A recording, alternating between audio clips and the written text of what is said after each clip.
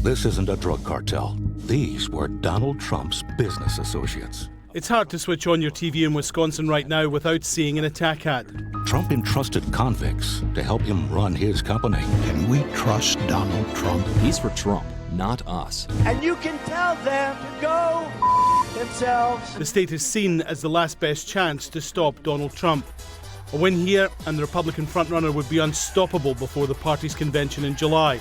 A victory for another candidate, and suddenly there's a chance. Trump is just a fraud. So the anti-Trump ads are bigger, meaner, and there's a lot more of them. Senator Cruz is up in the polls, and it makes sense that the Stop Trump effort is working at full steam because they know that if they can kind of bring a serious loss to Donald Trump here, it sets the stage for a much more competitive battle in both New York and Pennsylvania later this month. The Trump campaign is spending around $427,000 in Wisconsin. His opponents, $3.8 million. And he's faced an onslaught on negative advertising before, and won. Nobody has ever in the history of politics received the kind of negative advertising that I have. Record.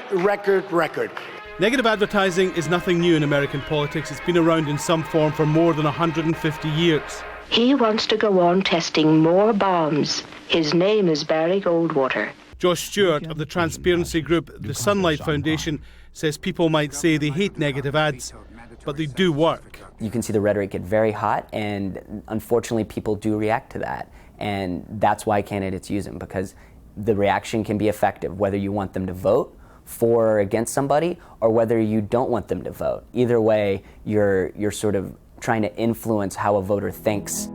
This is a movement. Trump is now getting help from a super PAC, as they call it here, a political action committee which can raise and spend millions. He's called super PACs corrupt, but he hasn't asked them to stop. He clearly figures he needs all the help he can get to overcome the waves of negativity if he has any chance of winning Wisconsin and convincing the others in the field this is all over. And I think we're going to win in November. Alan Fisher, Al Jazeera, Washington.